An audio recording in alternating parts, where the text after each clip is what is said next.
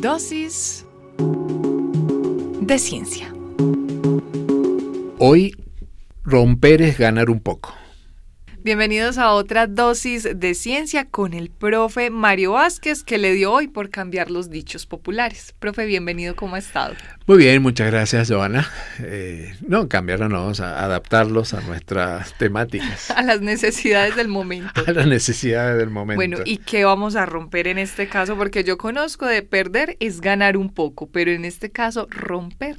Bueno, es un poco rebuscado, confieso, el título, pero tiene que ver con una noticia que ha sido más o menos reciente y todavía está dando mucho que hablar en estos días acerca de el aparente fallido intento de elevar una nave. ¿Te acuerdas? Que todavía está dando mucho que hablar, que es el Starship. Sí, señor. Bueno, todos lo vimos, presenciamos que implicó el lanzamiento, digamos, vimos un lanzamiento, supimos que algo pasaba, que algo no funcionaba en algún momento y que explota en el aire. Y que además celebraron cuando explotó, que uno dice que como que... celebraron cuando explotó, exacto. Y que a partir de ese día, que se habló mucho en redes, después ahora se está hablando más bien del impacto ambiental que generó el lanzamiento. Entonces hay toda una controversia muy grande porque estos lanzamientos no se están haciendo. Es un tema interesante, no prometo que hagamos dosis, pero digo de ser muy interesante, porque nosotros, los de mi generación, nos acostumbramos que durante muchos años todos los lanzamientos de grandes cohetes o misiones espaciales se hacían del mismo lugar, de Cabo Cañaveral, ¿cierto? Y es un sitio, no conozco, pero imagino que está adaptado para ese tipo de cosas. No solo por la ubicación geográfica, sino que no se puede lanzar esto dentro de una ciudad, tiene que ser unas condiciones especiales. Sabemos que eso es en Cabo Cañaveral, la base de Baikonur que hemos hablado en Rusia, y también recientemente en la Guyana francesa cuando salen los cohetes de la ESA, el Ariane. Entonces, la noticia simplemente dice, sabemos que de ahí sale, pero cómo son las condiciones del sitio, del lugar, porque elevar eso pasa hasta en un aeropuerto. Sabemos que los aeropuertos se generan muchos conflictos cuando ha pasado en Bogotá, por ejemplo, ciertas horas del aeropuerto, que si el avión transita por la ciudad donde hay gente, que los ruidos, o sea, manejar este tipo de cosas no son muy inocuas. Si un avión genera problemas auditivos, imagínate una nave de estas que son enormes. En este caso, en particular, como esto es una empresa privada, tienen su propio Cabo Cañaveral, que está en Texas, no está en la costa.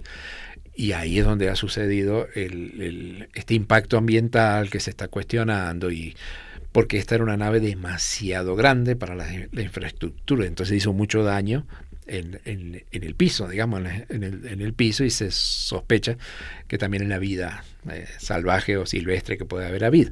¿Por el ruido que genera y la desorientación en los animales? Por un montón de razones, porque eso genera, es un cohete que al elevarse genera grandes cantidades de nubes de polvo, altas temperaturas.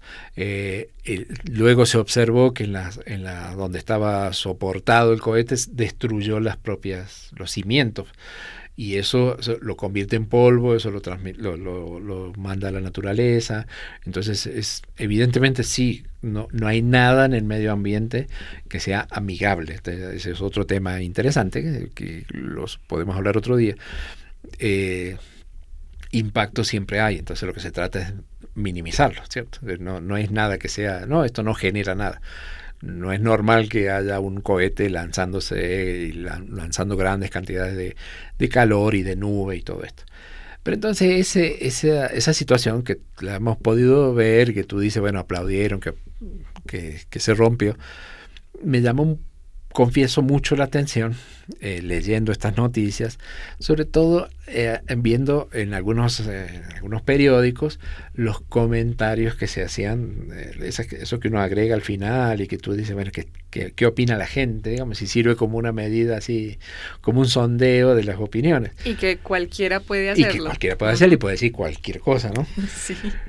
Y confieso que me llamó mucho la atención en algún periódico que leí el tenor de muchas de esas opiniones, porque yo no lo podía creer, porque más allá de que te puedes, digamos, simplificar el hecho, te puedes burlar, de decir, se rompió, ¿para qué lo aplauden, tal? O por qué gastan tanto dinero, o porque hay un impacto ambiental, bueno, tiene muchas miradas. Pero a mí me llamó también la atención que muchas de estas opiniones apresuradas y atrevidas tenían que ver con, nuevamente, yo pensé que eso ya estaba superado, poner en duda de que, o digamos, lo tomaban como un argumento de que en realidad nunca el hombre llegó a la luna. Yo otra vez confieso que me llamó muchísimo la atención por leer, o sea, ciertos comentarios rápidos, para eso sirven las redes sociales, ¿cierto? Para decir cualquier cosa sin analizar, sin escuchar dosis de ciencia, por ejemplo. Porque algunos decían que, o sea, querían que esto era una demostración que era imposible lanzar un cohete de ese tamaño y por lo tanto luego nunca se llegó a la luna. O la otra forma es, ¿por qué no usaron el Saturno V, que es con el que se llegó a la luna, que ese sí funcionaba? Entonces, unas miradas así como que me descolocaron mucho. Además que es desconocer también el trabajo que ha hecho la NASA. O sea, aquí estamos hablando, es de un señor con su empresa que decidió hacer esto, pero también hay un trabajo que conocemos ya de la NASA y que es otro asunto. Es como hilar asuntos diferentes y combinarlo todo para acomodar la opinión de uno. Sí, es algo, bueno, es con lo que convivimos actualmente, ¿no? Cómo tú puedes tomar 2 o 3 elementos, los combinas de una manera que te cuadre tu opinión y quieres demostrar cosas. Entonces me llamó mucho la atención. Y en este punto, digamos, daba como para conversar un poquito en esta dosis sobre 2 aspectos. El tema de, bueno, esa comparación directa, es decir, entonces no llegó a la Luna, o se habla del Saturno V. Entonces el Saturno V no es real porque esto ellos pudieron verlo que no funcionaba. Y por otro lado, reírse de que explotó, digamos, una cosa así. Entonces, digamos, eso da como para pequeño análisis las 2 cosas. Primero, hacer la comparación con el Saturno V se puede hacer, pero para eso hay que conocer bien las misiones, es decir, qué es lo que se hacía con el Saturno V, qué es lo que se pretende hacer ahora. No es exacto, no son comparables, simplemente decir, son cohetes, uno salió y el otro no. No son exactamente iguales. Este es el cohete más grande que se haya hecho y se puede ver, se puede ir a mirar, está en las redes sociales, eso no te lo contaron, se pudo ver. Entonces, claro, es el más grande que se haya hecho nunca. Y se habla de que es para ir a la Luna, porque es la continuación de Artemis y todo lo que hemos hablado. Entonces, claro, si solo te quedas con esa idea, de ¿por qué sí para la Luna? Ya se fue en el 69 con el otro, ahora ¿por qué no? ¿Por qué hacer otro si el que ya está no funcionó? Y este que hacen no funciona, por lo tanto aquel otro era mentira también.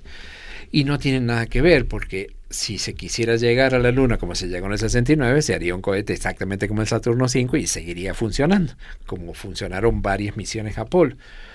Lo que pasa es que acá esto es parte de una misión, ya lo hemos no de una misión, de un proyecto que tiene como objetivo llegar a Marte.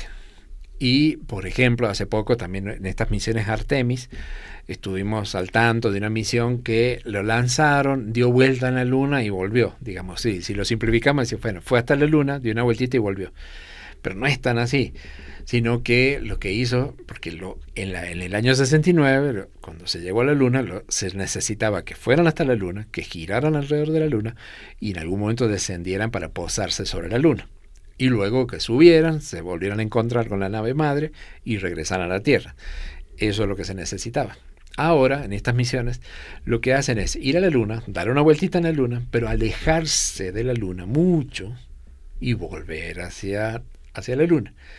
Se están haciendo como ensayos diferentes del viaje a la Luna, porque en realidad la Luna se la piensa como una etapa intermedia. O sea, lo que queremos se están ensayando misiones que puedan ir más lejos, que puedan regresar, porque la mirada final va a ser llegar a Marte.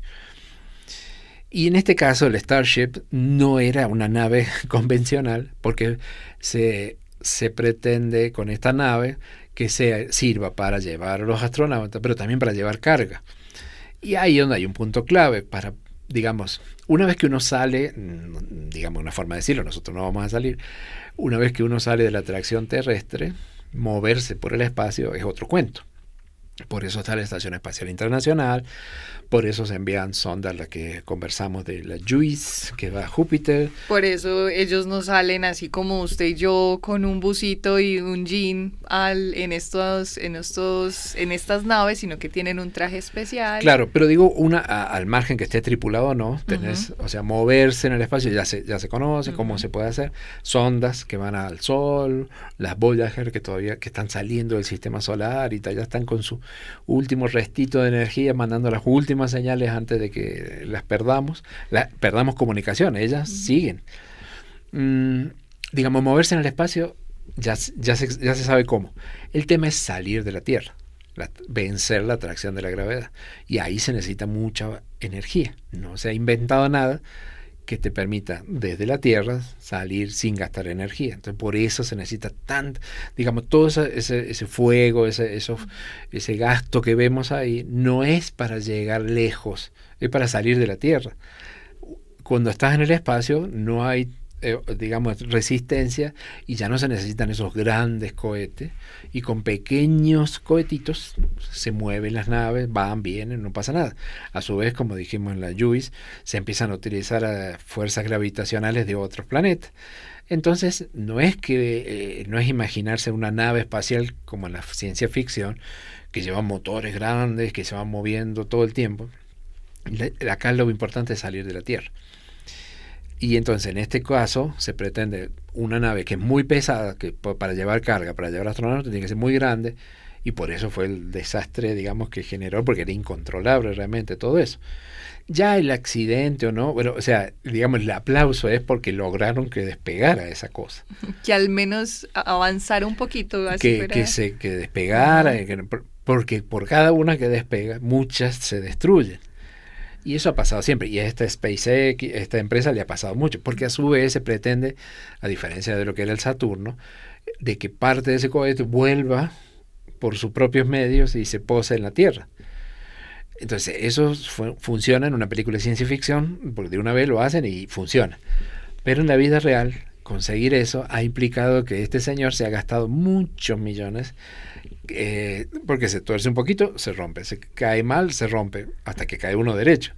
Entonces todo el tiempo están ocurriendo destrucciones, por suerte se hacen con misiones no tripuladas, hasta encontrar la manera de poder hacerlo bien. Eso es parte del proceso de desarrollo, nos guste o no, no es como hacer un avión, se está tratando de hacer una cosa que no existe hasta ahora. Y que exige el ensayo-error, claro, no se puede predecir todo. Entonces, no es comparable, no es así rápido, que dice, que él funcionó, entonces no se llegó a la Luna. No es así. Esto es otra cosa totalmente distinta. Y ya lo que pasó ahora ha pasado también en otras misiones. Se van separando las etapas a medida que va avanzando, en su altura, pero si alguna de esas etapas no se separa, todo el conjunto, eso lo hemos conversado en alguna otra dosis, cuando algo que se debería separar no se separa, todo el conjunto cambia su centro de gravedad y empieza a girar como un trompo. Es lo que se veía en las imágenes, ¿no? ¿Por qué empieza a girar? Porque en realidad algo que se tenía que haber despegado quedó pegado, entonces empieza a hacer más peso, se va consumiendo el combustible, pesa menos, entonces cambia el centro de gravedad, empieza a girar, eso va a terminar mal y simplemente de aquí apretan un botón y lo destruye.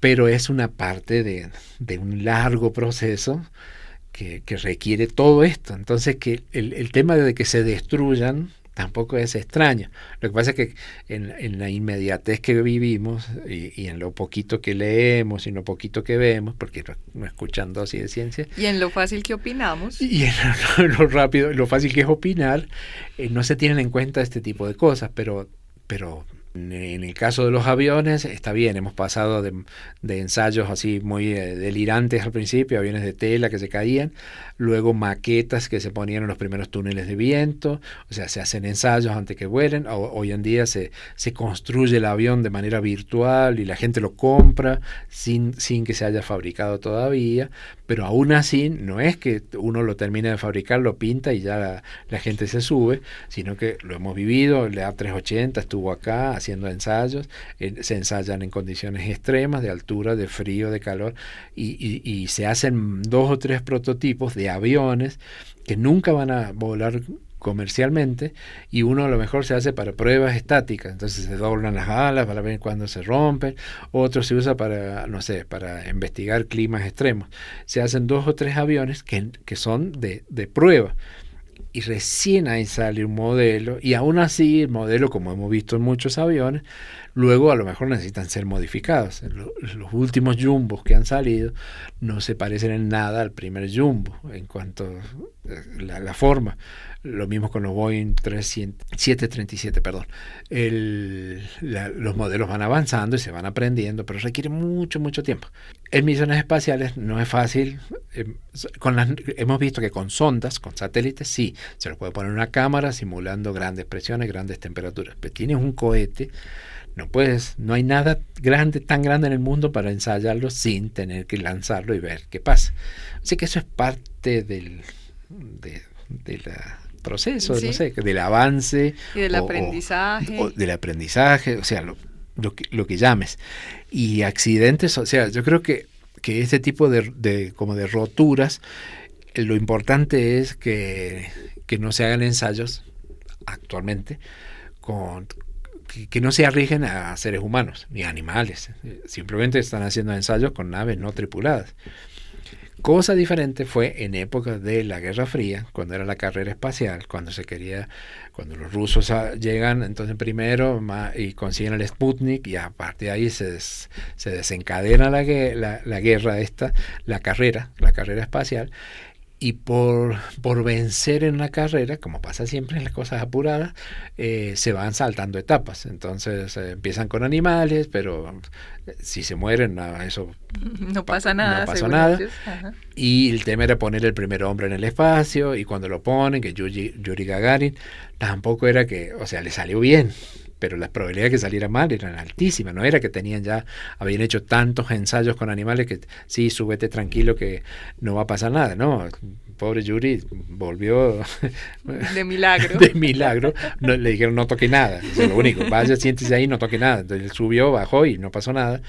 Pero aún así, en el lado americano, que eran más cuidadosos en esa carrera, por eso la iban perdiendo siempre, aún así han tenido accidentes muy, muy graves, como fue el Apolo 1, misiones que han sido y se ha aprendido sobre errores, y muchos de esos errores costaron muchas vidas humanas.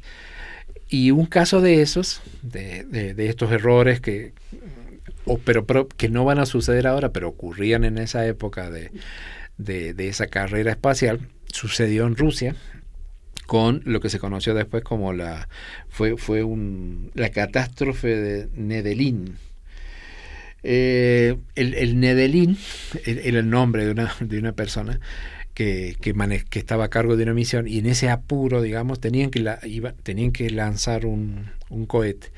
Esto de lanzar un cohete también lo vimos con Artemis. ¿Te acuerdas suele suceder que se tiene previsto que una misión tal día van a lanzar el cohete, pero tienen una ventana de tiempo para hacerlo, o sea, pueden hacerlo entre tal día y tal día, y dijimos que a veces el que haya mal clima impide y se tira, digamos, o afecta toda la misión en ese caso. Entonces, si hay mal clima, si hay vientos, si hay rayos, tormentas eléctricas, entonces depende mucho de las condiciones. Y también esto nos pasó con Artemis, de que cuando estaba todo por lanzarse, se suspende el lanzamiento porque se detecta la fuga de tal cosa, entonces se para, se vuelve a postergar eso, se arreglan. Entonces muchas de estas cosas es normal, digamos, es el día a día de las misiones espaciales.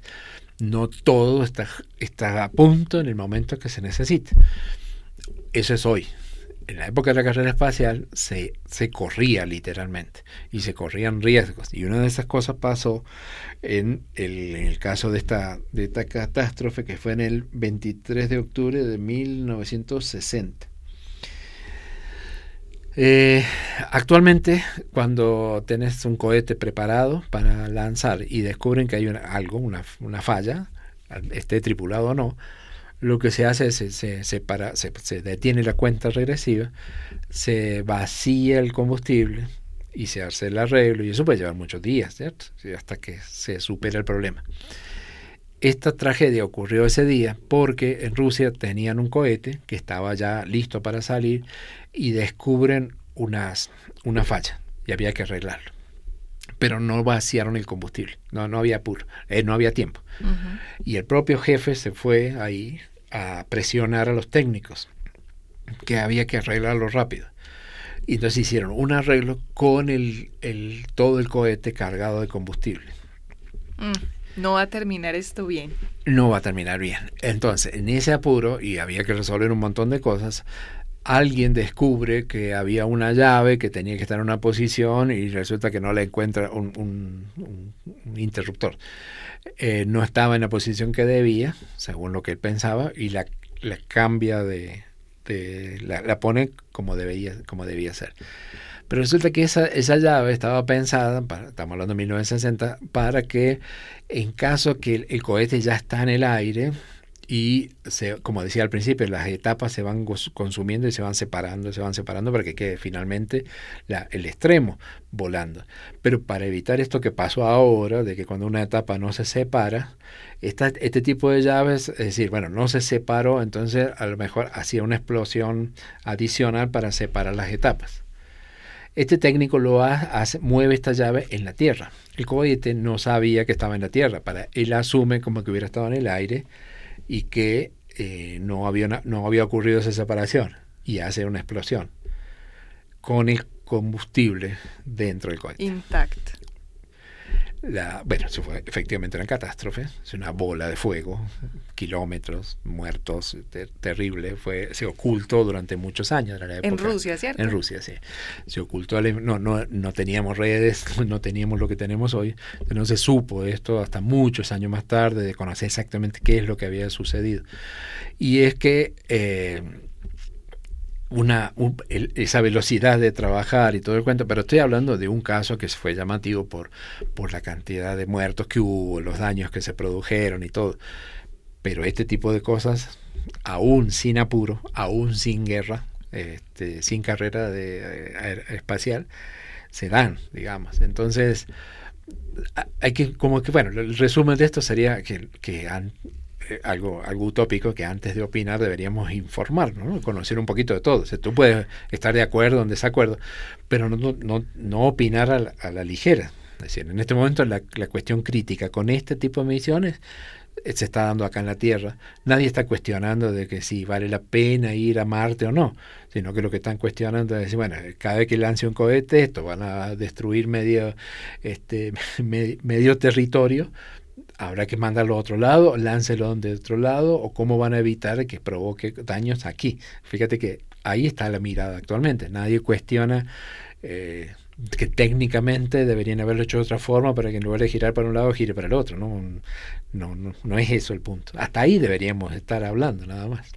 Profe, no pide usted nada, que nos informemos antes de opinar. Yo creo que donde hiciéramos eso realmente, pues poco habría de interacción en las redes sociales. Pero bueno, hay que dar la responsabilidad y la recomendación también en esta dosis de ciencia.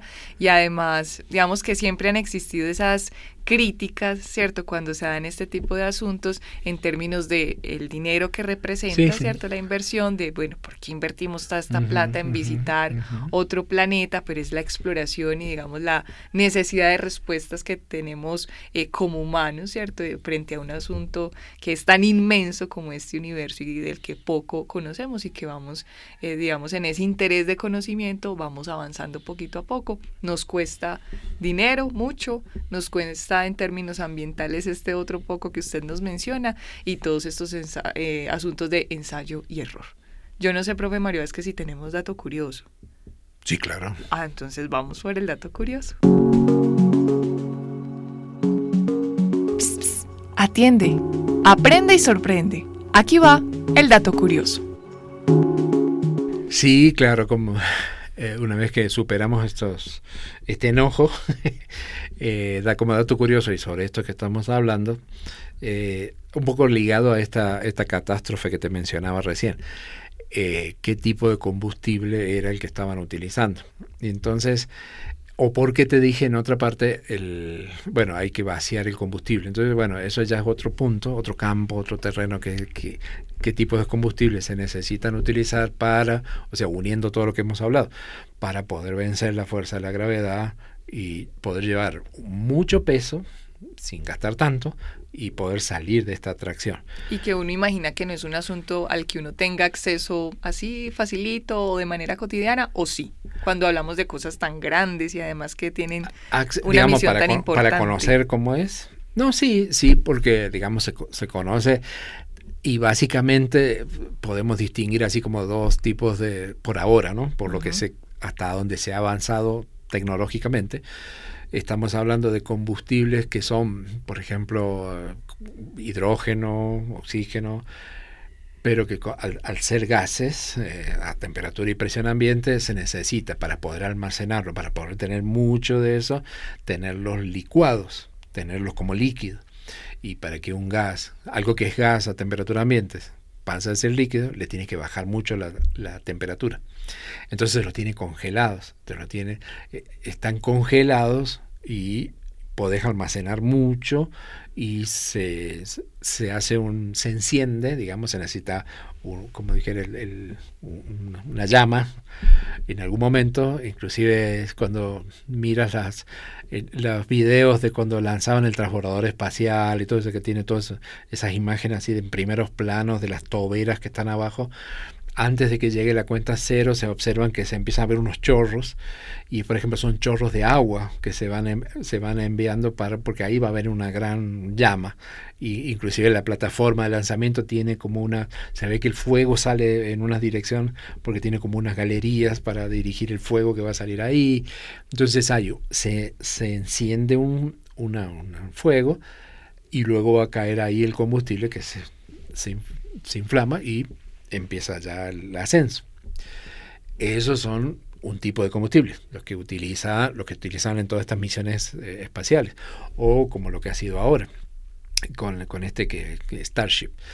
Pero por otro lado, en Rusia utilizaban el de la tragedia, utilizaban combustibles que se llaman hipergólicos, de los cuales algo hablamos en otra dosis, que son combustibles que son más prácticos que el otro, porque no necesita estar prendiendo una llamita cada vez que quieres que se encienda, sino que lo único que necesitas es ponerlos en contacto.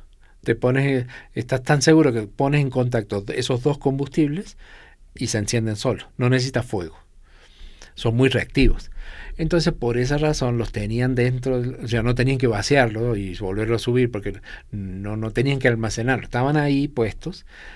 Pero ponerse a jugar con esos combustibles puestos ocasionó esto, una pequeña ruptura hizo que se pusieran en contacto. Y una vez que se ponen en contacto, no los para nadie. Este combustible era el que utilizaba el avión Comet, que hablamos alguna vez de una alemana que era muy inquieta y que era una mujer que se animaba a volar en ese avión cohete y que salía lanzado a alta velocidad y después tenía que bajar planeando. Y te acuerdas que ahí hablábamos que se usaban estos tipos de combustible que eran tan peligrosos que tenían camiones diferentes, identificados de manera diferente, porque tenían que cargar primero uno, después el otro, y que los pilotos iban con una ropa especial porque si se llegaba a derramar un poquito de esos, o sea, los consumía directamente. Es una cosa muy, muy peligrosa.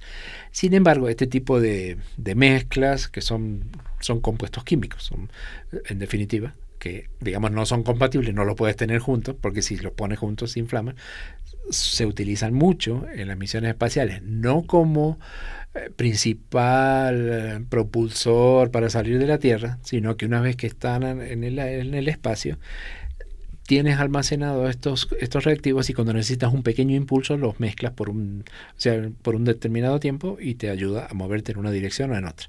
Por ejemplo, el módulo lunar Apolo empleaba estos combustibles tanto en el descenso como en el ascenso. Entonces cada vez que se necesita moverse un poquito solamente se usan estos propulsores, pero es como para hablar de las características de los combustibles. Es mucho, el tema es muy grande, pero por lo menos para hacer esa aclaración respecto a utilizar combustibles que se necesita muy baja temperatura para tenerlos en forma líquida, o los otros que no necesitas gastar tanta energía, pero que son, no, cuidado que se toquen. Muy sensibles además Muy sensibles. al tacto. Profe Mario Vázquez, muchísimas gracias como siempre por esta dosis de ciencia. A ti, muchísimas gracias.